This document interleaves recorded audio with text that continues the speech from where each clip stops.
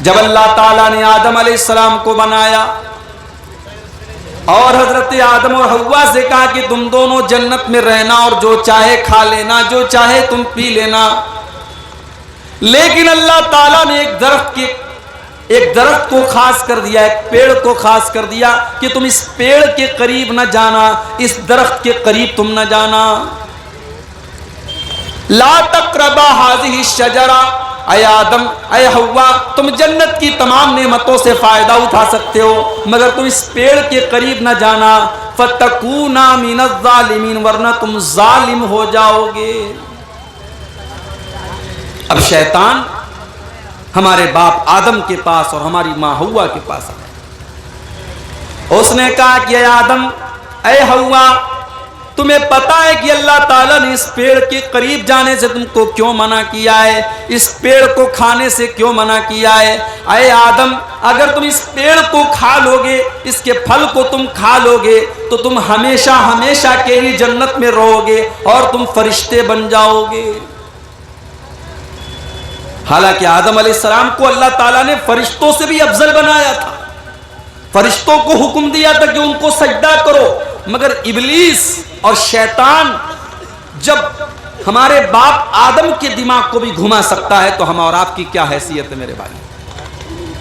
اس نے کہا ہے آدم، اس پیڑ کو تم کھا لو، ہمیشہ تم جنت میں رہو گے اور تم فرشتے بن جاؤ گے۔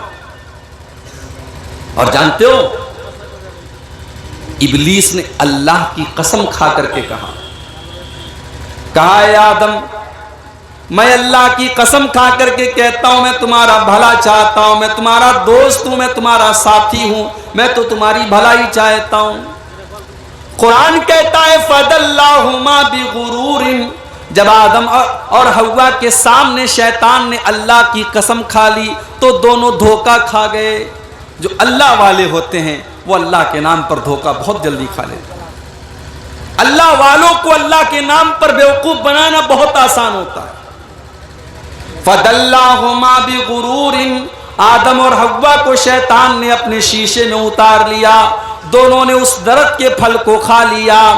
فَلَمَّا ذَاقَ الشَّجَرَةَ، جب آدم اور حوا نے اس پیڑ کو کھا لیا، بدت لہما سوآتہما، تو دونوں ننگے ہو گئے، دونوں کی شرمگاہیں نظر آنے لگی، دونوں کا ستر نظر آنے لگا، دونوں کے بدن سے کپڑے اتر گئے۔ دیکھو گناہ کتنی خطرناک چیز ہوتی ہے، اللہ کی نافرمانی کتنی خطرناک چیز ہوتی ہے کہ جیسے ہی آدم اور حوا نے اس درخت کو کھایا ان کے بدن سے کپڑے اتر گئے اور دونوں ننگے ہو گئے۔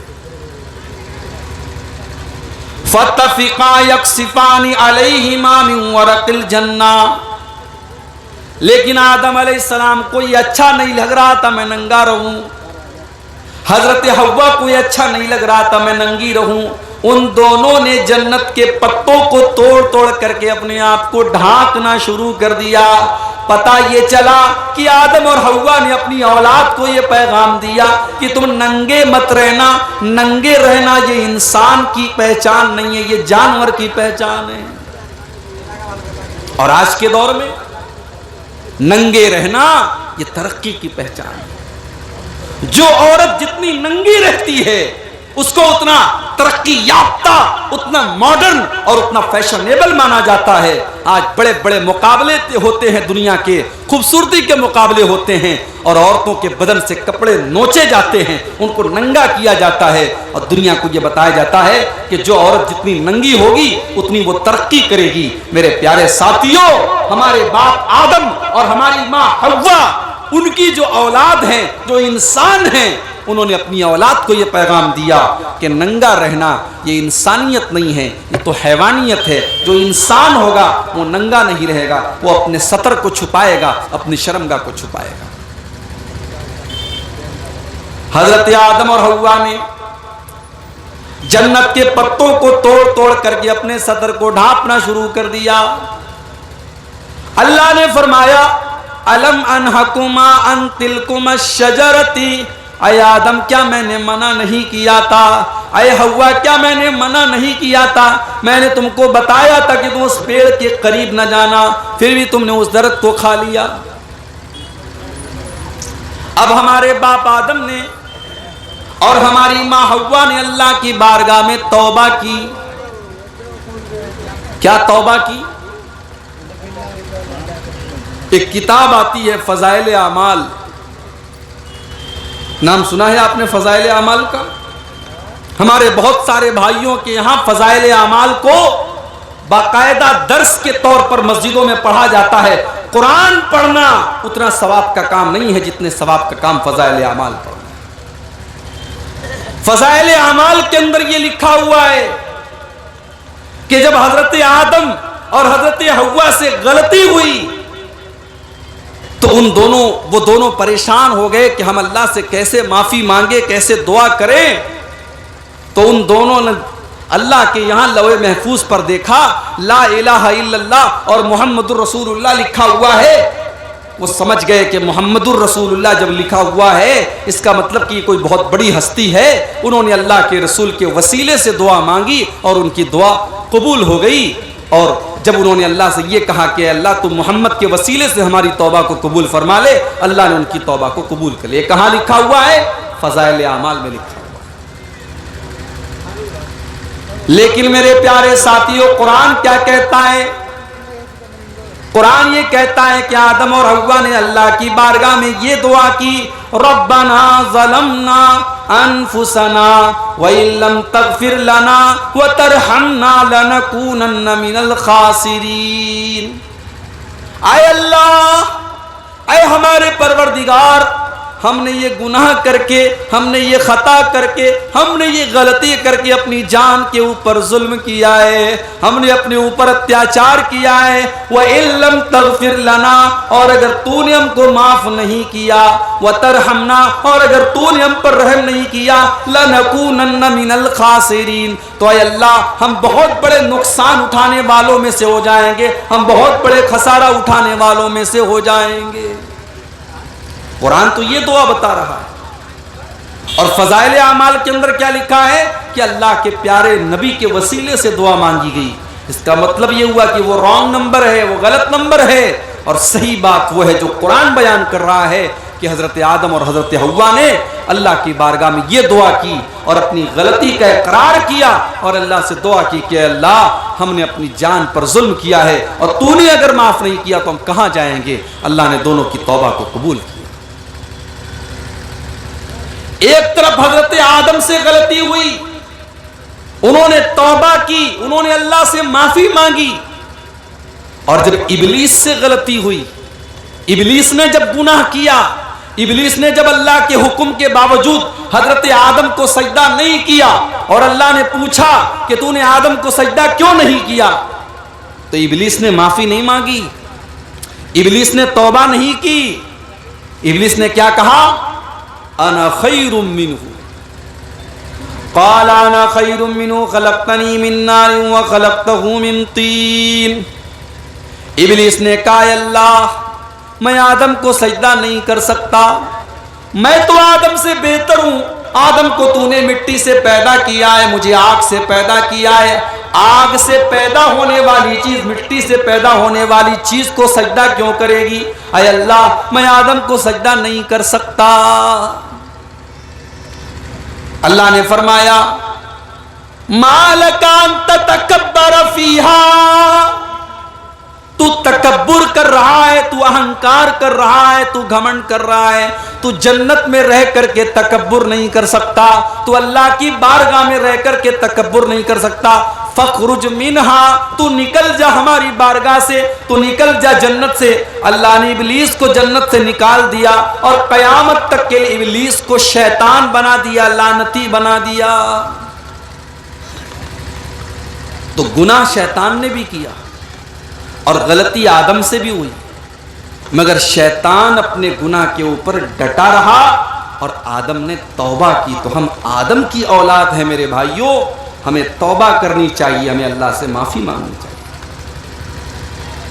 اسی لیے اللہ کے پیارے نبی فرماتے ہیں کل بنی آدم خطاؤن، تمام آدم کی اولاد غلطی کرتی ہے. آدم کی تمام اولاد سے غلطی ہوتی ہے. وَخَيْرُ الْخَطَّائِينَ التَّوَّابُونَ، اور آدم کی سب سے بہترین اولاد وہ ہے جو توبہ کر لے، جو اللہ سے معافی مانگ لے.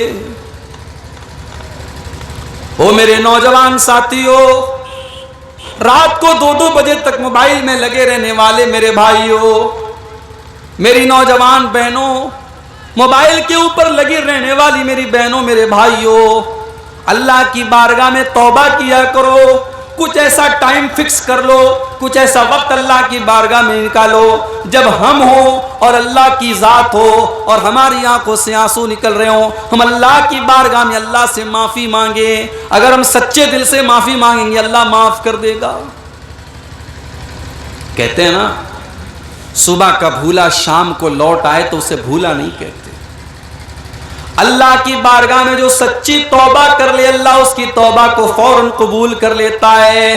اللہ کے پیارے نبی فرماتے ہیں التائب من الذنب کمن لا ذنب لہ، جو گناہ سے توبہ کر لیتا ہے، جو اللہ سے معافی مانگ لیتا ہے، وہ اس کی طرح ہو جاتا ہے جس نے کبھی گناہ ہی نہیں کیا. کل تک شراب پیتا تھا، کل تک زنا کرتا تھا، کل تک حرام کھاتا تھا، آج اللہ سے سچی توبہ کر لیتا ہے، اللہ اس کو بالکل معاف کر دیتا ہے. جیسے ہمارے کپڑے پہ کوئی داغ لگا ہو، اب اس کو ڈٹرجنٹ لگا کے واشنگ مشین میں ہم رگڑ رگڑ کے دھو دیں تب بھی داغ کا کچھ نہ کچھ اثر تو باقی رہ جاتا ہے. مگر جو سچے دل سے توبہ کر لیتا ہے، اللہ کے پیارے نبی کہتے ہیں کہ اس داغ کا کوئی اثر بھی اس کے اوپر باقی نہیں رہتا ہے، اللہ تبارک و تعالیٰ اس کو بالکل بے داغ کر دیتا ہے. تو سچی توبہ کرو اللہ کی بارگاہ. اللہ نے فرمایا وَسَارِعُوا إِلَىٰ مَغْفِرَةٍ مِّن رَّبِّكُمْ، میرے بندو تم اللہ کی معافی، اللہ سے معافی مانگا کرو، اللہ سے بخشش مانگا کرو، اللہ سے استغفار کیا کرو. وَجَنَّةٍ عَرْضُهَا السَّمَاوَاتُ وَالْأَرْضُ، اور میرے بندو تم جنت کے لیے دوڑ دھوپ کیا کرو، تم جنت کے لیے محنت کیا کرو. آج انسان اپنی روزی روٹی کے لیے کتنی محنت کرتا ہے، صبح سے لے کے شام تک انسان محنت کرتا ہے، خون پسینہ ایک کرتا ہے. کس کے لیے؟ دنیا کے لیے، دنیا کی دولت کے لیے، دنیا کے گھر مکان کے لیے، بزنس کے لیے، کاروبار کے لیے. اللہ تعالیٰ کہہ رہا ہے وَجَنَّةٍ عَرْضُهَا السَّمَاوَاتُ وَالْأَرْضُ، میرے بندو تم دوڑ دھوپ کیا کرو جنت کے لیے، تم کمپٹیشن کیا کرو جنت کے لیے. جو جنت کائنات سے بہتر ہے، جو زمین و آسمان سے لمبی چوڑی ہے، جو زمین و آسمان سے بہتر ہے. آج دنیا کی عورتیں جنت کی عورتوں کے سامنے کوڑا ہے، کوڑا. دنیا کے پھل فروٹ جنت کے پھل فروٹ کے آگے کوڑا ہے میرے بھائی. دنیا کی تمام نعمتیں مل کر کے جنت کی کسی ایک نعمت کے برابر نہیں ہو سکتی ہیں. جنت کی نعمت کا تو یہ حال ہوگا. اللہ کے پیارے نبی فرماتے ہیں، صحیح مسلم کی روایت ہے کہ وہ انسان جو ساری زندگی مصیبت میں تھا، پریشانی میں تھا، بیماری میں تھا، اس انسان کو کل قیامت کے دن اللہ تعالیٰ تھوڑی دیر کے لیے جنت میں ڈالے گا.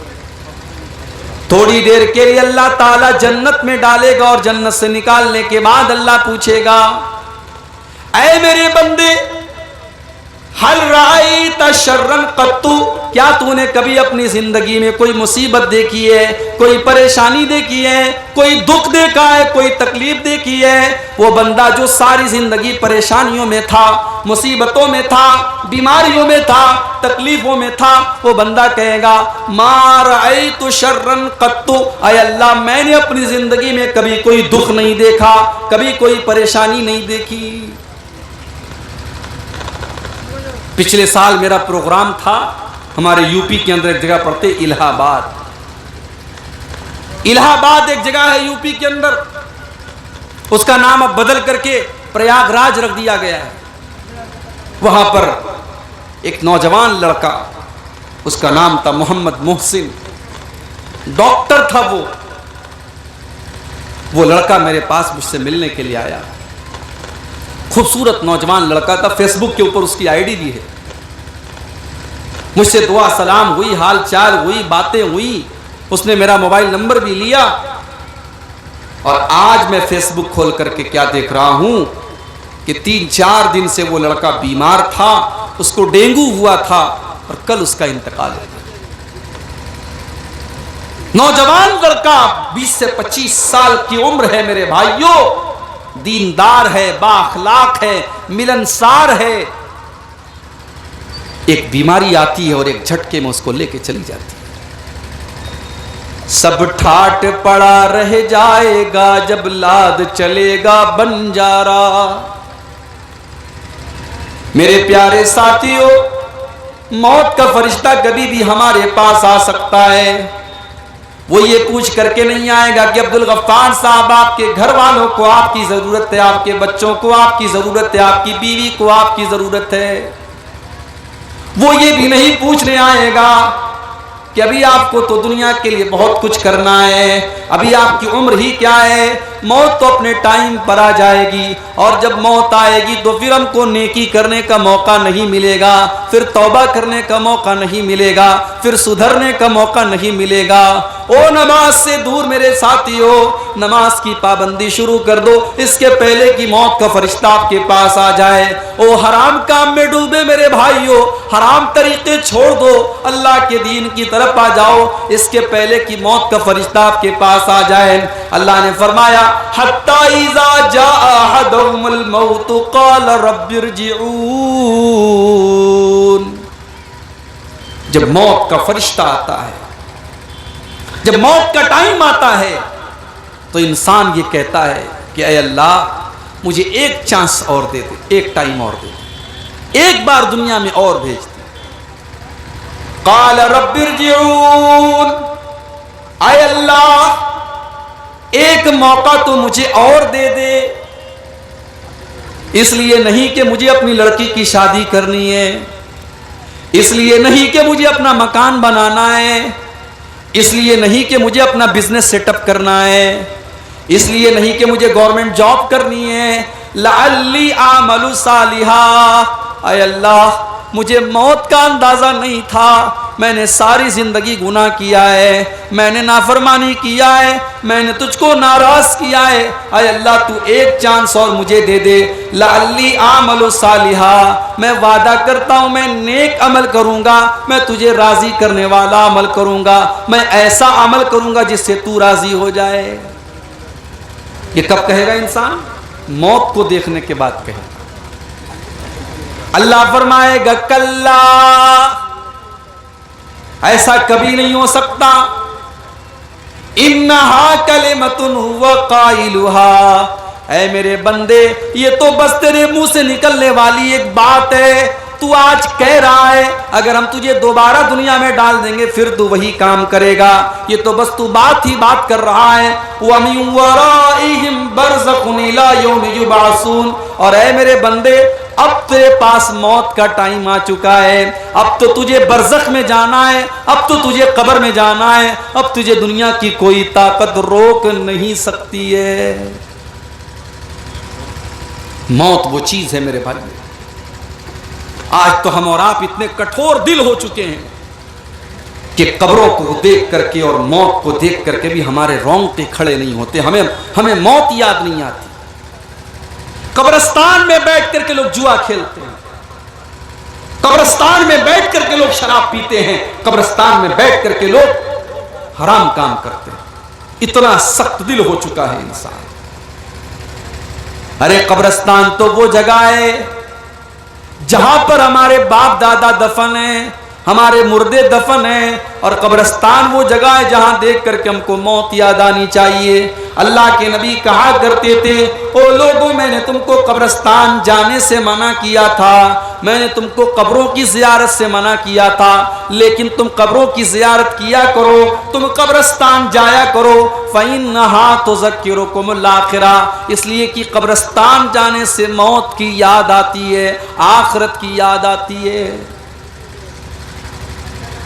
ابن ماجہ کی روایت ہے، ایک انصاری صحابی کا جنازہ ہے، جنازے کو قبر میں اتارا جا رہا ہے، اللہ کے نبی ایک سائیڈ میں بیٹھے ہوئے ہیں، آپ کے صحابہ بھی آپ کے ساتھ بیٹھے ہوئے ہیں۔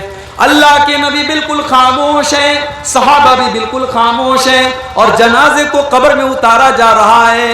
اللہ کے نبی کی آنکھوں سے آنسو بہنے لگتے ہیں، اللہ کے نبی رونے لگتے ہیں، اور اتنا روتے ہیں اتنا روتے ہیں حتی بلت سرا، آپ کے آنسوؤں سے وہاں کی زمین تر ہو جاتی ہے، وہاں کی زمین بھیگ جاتی ہے، اور آپ یہ فرماتے ہیں لمثل ھذا فاعدوا یا اخوانی، اے میرے صحابہ اس قبر میں تم کو جانا ہے، اس قبر کی تم تیاری کرو، یہاں تم سب کو آنا ہے، اس جگہ کی تم تیاری کر لو۔